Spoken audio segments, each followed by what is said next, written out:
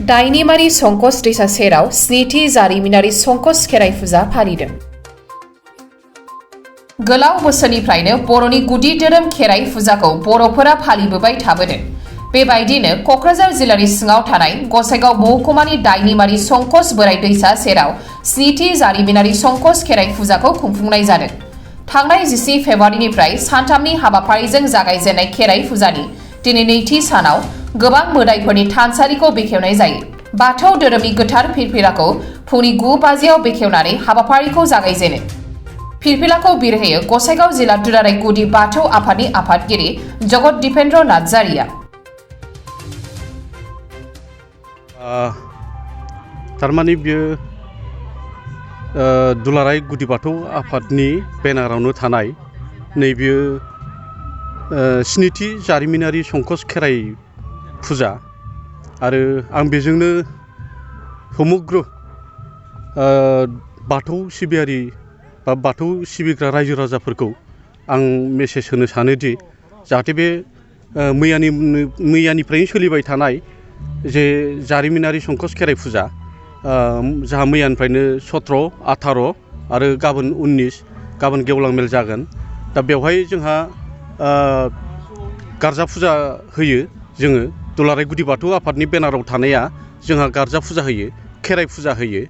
आं बेखौनो बुंनो सानो जे खेराइ फुजा आरो गारजा फुजा बेफोरबादि फुजा होनायनि गेजेरजोंनो सारा समग्र बर'फ्रा बा बाथौआरिफ्रा बा बुहुमाव थानाय सुबुंफ्रा जाहाथे खौसेथि अनलायनाय गोजोन मोजाङै न'खर संसारै रायजो दैदेनलांनो हाथों, गथ' गथाय सुख शान्ति मोनजाथों, गथ' गथायफ्रा जौगासारनाय फैथों, आं बेखौनो समग्र रायजो राजा बाथौ सिबियारिफोरनिसिम आं मेसेज हरनो सानो आरो ओरैनो आं बेबादि माखासे कन्ट्रभार्सियेल खोथाफोरखौ आं बुंनो साना।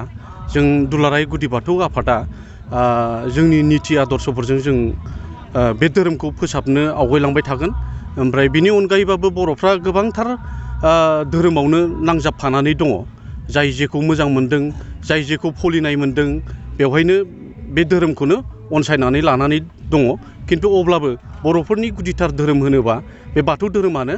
नंखायनो जोङो बे बाथौ धोरोमखौ हानायखिनि आगोलनि स्टेजाव आगोलफोरनि दिनफ्राव जेरैबायदिमोन जोंनि बे फुजानि नितिफ्रा बा जों एसेबाबो लेथें फेथें जादबोमोन, जों सिखारबो लानांगोन। खिन्थु दानि दिनावहाय बियो जों आफाद सोरजिनानै बा दुलाराय गुदि बाथौ आफाद हिसाबै जोनोम जानायनि उनाव बा बाथौ धोरोमनि सायाव आफाद फैनायनि उननिफ्रायनो माने एसेबाबो बे बाथौ धोरोमा फोसाबजानाय लामायाव फैदों आरो दा बुहुद संस्काराव फैबाय।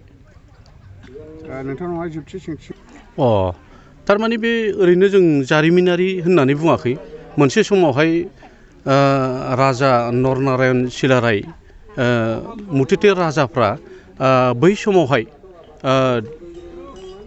बेवहायनो बे संकस दैसा सेरावनो प्रसुर माने बुलि खान्थिजोंनो फुजा होनानै रायजो जै खालामनो देरहासारनाय फैदोंमोन आरो दा नंखायनो जों बाथौआरिफ्रा नैबे दुलाराय गुदि बाथौनि बेनाराव थानाय गुदिथार अरिजिनेलिटि जायफोर बुलि खान्थिजों फुजा होग्रा, नंखायनो बै जिनिसखौ बे जायगायावनो जुदि बे संकस दैसा सेरावनो जुदि बुलि खान्थिजों फुजा होनानै देरहासारनाय फैदोंबा जों बे आदर्शखौ लाफिननांगौ, खोमानो नाङा होननानै बे जायगायाव जों दिनै दुलाराय गुदि बाथौ आफादा जारिमिनारि संकस खेराइ फुजा होननानै दिनै बुंबाय थादों आरो जारिमिनारि होनबाय थानाय सोदोबा बेनो। दिनैनि जोंनि हाबाफारिया जों दिनै बे स्निथि खेब जारिमिनारि संकस खेराइजों लोगोसे जोंहा ब्रैथि जोंहा गसाइगाव जिल्ला दुलाराय गुदि बाथौ आफादनि जे मोनसे कनभेनसन दङ। मैया मोनाबिलिनिफ्रायनो जाजेनबाय। दा दिनै जोंहा फिरफिला बिरहोबाय, फिरफिला बिरहोखांबाय। जोङो गासै जोंहा 4 आफाद दं। जिल्ला आफाद, बेनिफ्राय जिल्ला माइनाव आफाद, जिल्ला लाइमोन आफाद, जिल्ला अजा आफाद, बेनिफ्राय आरो 9था जोंहा गासै 9था जोंहा दख्रा बा आनसलिक गुदि बाथौ आफाद दं। दा बे जों गासै 13था फिरफिलाखौ जों बिरहोखांबाय। दा फिरफिला बिरहोखांनायनि उनाव जों आलासि जे जिरायसालि दरखं बेखौबो दहायनो बेखेवखांबाय। जों बेखेवगिरिया दहाय फैखाबाय। बे साहित्य बर' साहित्य सभानि लेङाइ आफादगिरि प्रसन्नलाल नार्जारि बिथाङा बेखेवना गालांबाय। दा बेनिफ्राय बेनि उननि हाबाफारिया जोङो नैबावहाय गार्जासालिखौ जों दा बेखेवबावगोन। बेवहाय जोंनिनो BTCनि आगोलनि CM सभाराम बसुमतारी दंखायो। दा बिथाङा फैनानै दङ। दा बेनि सिगां नैबे हाबाफारिया मोनसे थालांदोंमोन आरो जोंहा मोननैया। गणेश थानखौ जोंनो जाय दान होदों बे गथायना होआखैमोन। दाख्लै 16 तारिखआव गथायना होनांगौमोन, बे गथायना होआखै, दिनै गथायना होबाय। दा दिनैनिफ्राय जों बे थानसालिफ्राव मोदाइफोरखौ सोजोबसिगोन। आरो बेनिफ्राय गार्जासालि लुफुंना होनाय जाय बिगुमा थुनिया जेतमल मालु होनदोंमोन, बे जेतमल मालुआ दाख्लै 16 तारिखआव सफैनो हायाखै। 16 तारिखआव सफैनो हायैनि दिनै जोंनो नांथारगौखाय बिथाङा गाव गैयाब्लाबो गावनि बिसिखौ हिन्जावखौ लीला मालुखौ थुंहरनानै बेनि दरखंखौ बेखेवनानै बेखौ जोंनो न'खौ गार्जासालि न'खौ जोंनो गथायना होबाय।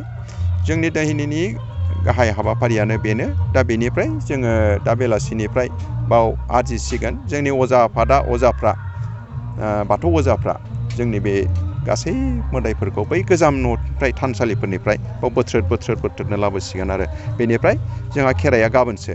गाबोन जोंहा अपेन सेसन दं, गेवलां मेल। बेनिफ्राय गाबोन मेलावहाय नोंथाङा रायजो राजानो मा मेसेज हरनो सानो नामा? गेवलां मेलावथ' मेसेजआ बेखौनो आं हरनो सानदों। जोङो जिहेथु जों गासिबो बाथौआरि आरो बे संकस खेराइया जाहैबाय जों बेखौ जारिमिनारि होनदों। मानोना जों बै 1655-1665 बै मायथाइयाव जे जोंनाव नरनारायणआ बेवहाय जे खेराइ खुंदों, खेराइ खुंनानै जे बेवहाय बेनिफ्राय बे खेराइ खुंनानै बर'नि नेमै दाउ अमा फारौ बोरमा बुलि होनानै खेराइ खुंनानै बे मेसफोरजों, मेस माने जों बर', बे मेस हारिजों बाथौनि नेमखान्थियै बुलि होलायनानै जे फुजा होनानै खेराइदों। थिग बे खेराइखांनायनि उनावसो बे दावहायाव ओंखारलांदों दौदिनि अनस्राबावनानै बेनिफ्राय देरहासार जाबोदों। दा बेखौनो जोङो गोसोखांफिननानै दिनै स्निथि खेब गाबोन खेराइगोन। बे स्निथि खेब जानोसै जोङो गोसोखांफिननानैसो। खिन्थु गासै बैनिफ्राय फैनायाथ' बे गोबावखासै खेराइ जेननाया। खिन्थु जोङो बेखौ गोदानै जोंनि बाथौ आफादा स्निथि खेब जोंनि खेराइफिनदों। आरो बे खेराइबाय थागोन बोसोरफ्रोमबो।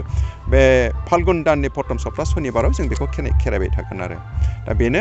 आरो आं ओंखायनो खावलायदों बेखौ जोंनि गुदि बाथौ आफादल' नङा, जोंनि बुलि होग्रा बाथौ आफाद नङा, गासैबो बर'आनो बाव फैनांगौ। खारन जिहेथु बर'आ बे जारिमिनारि संकस खेराइजों लोगोसे बर'नि जारिमिनबो दंफायो। जों गोदो बर'आनो गासिबो बाथौ नालाय, बाथौआनो बर'आनो बाथौखा नालाय। दा ओंखायनो जों बेखौ बर'नि होननानै जों गासिबो जों बेखौ बाहागो लाफैनांगौ। आं बेखौ खावलायदों। जोंनि बिसेसकरि जोंनि बुलि बाथौआथ' फैखागोनानो, जाय गुदि बाथौनि। दा बिनि अनगायैबो गुबुन गुबुन बाथौफोरखौ आं हांख्रायदों आरो रायजो राजाखौ हांख्रायदों आरो गासै बर' हारिखौबो आं सहजग होनो थाखाय बेयाव खावलायबाय। जाहाथे बे जोंनि गासै हाबाफारियाव बाहागो लानानै गेवलां मेलावबो लोंहोर फैनानै बेवहाय नुजाथिफैयो।